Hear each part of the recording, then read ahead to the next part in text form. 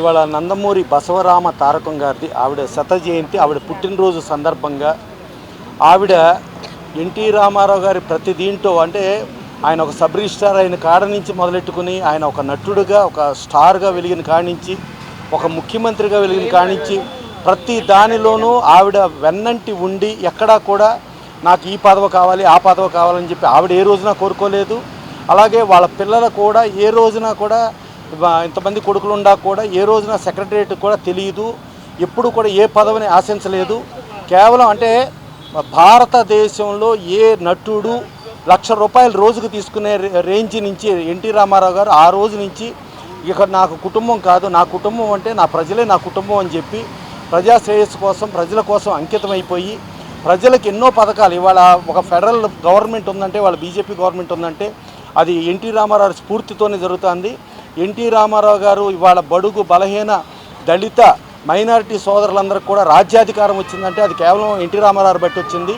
అలాగే మహిళలకు ఆస్తి హక్కు ఇచ్చిన, మహిళలకు రిజర్వేషన్లు ఇచ్చిన, బడుగు బలహీన దళిత మైనారిటీ వర్గాలకు రిజర్వేషన్లు ఇచ్చిన ఇవన్నీ కూడా ఒక సమాజం స్ఫూర్తితో ఎన్టీ రామారావు ముందుకెళ్లారు. అలాంటి ఎన్టీ రామారావు గారు చేసిన ప్రతి పనిలో వెన్నంటి ఏ రోజున పదవి కానీ ఏ రోజున దాని సౌకర్యాలు తీసుకుంటాం కానీ ఏమీ లేకుండా ఎప్పుడూ నిస్వార్థంగా ఆవిడ బసవరామ తారకం గారు వెన్నంటి నడిచి ఈవెన్ ఆయన ప్రజాసేవలకు వచ్చి ప్రజలతో తిరిగే టైంకి నందమూరి బాలకృష్ణ గారికి రామకృష్ణ గారికి పెళ్లి చేసే టైంకి తిరుపతిలో పెళ్లికి కూడా అటెండ్ అవ్వలేని పక్షంలో కూడా ఆవిడే దగ్గరుండి అన్నీ చేసి 12 మంది సంతానాన్ని సాకి ఇచ్చేయటం ఆవిడని అంటే ఇవాళ పిల్లల్ని 10 సంవత్సరాలు వచ్చే వరకు ఎంత కష్టపడుతుందో మనకు తెలుసు.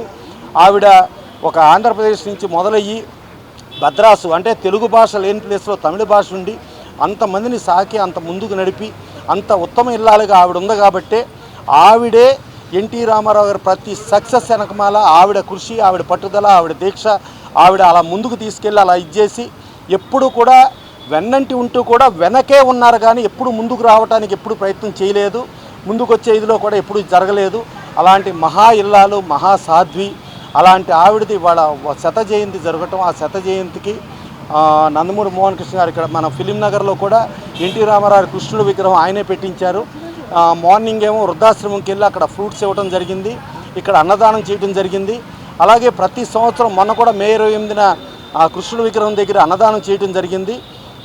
రేపు మళ్ళీ నిమ్మకూరులో కూడా అన్నదానం ఇచ్చేసి ఇలా సేవా కార్యక్రమంలో ముందుంటూ ఎన్టీ రామారావు ఆ బసవరామ తారకం గారి స్ఫూర్తితో వీళ్ళు ఇంకా ముందుకెళ్తూ ఎన్నో సక్సెస్ఫుల్గా ఇంకా ముందుకెళ్ళాలని మనస్ఫూర్తి కోరుకుంటూ ఇలాంటి దానికి ఒక trust Nandamuri బసవరామ Tarakam NTR charitable trust అని పెట్టి ఆ ట్రస్ట్ ద్వారా సేవా కార్యక్రమాలకు ముందుకెళ్ళటానికి ఇచ్చేస్తూ ఇవాళ దీనికి సహకరించిన ప్రతి ఒక్కళ్ళకి ప్రజలకి అందరికీ కూడా సహకరించిన మీడియా వారికి అందరికీ ప్రత్యేక ధన్యవాదాలు, ప్రత్యేక కృతజ్ఞతలు. Thank you.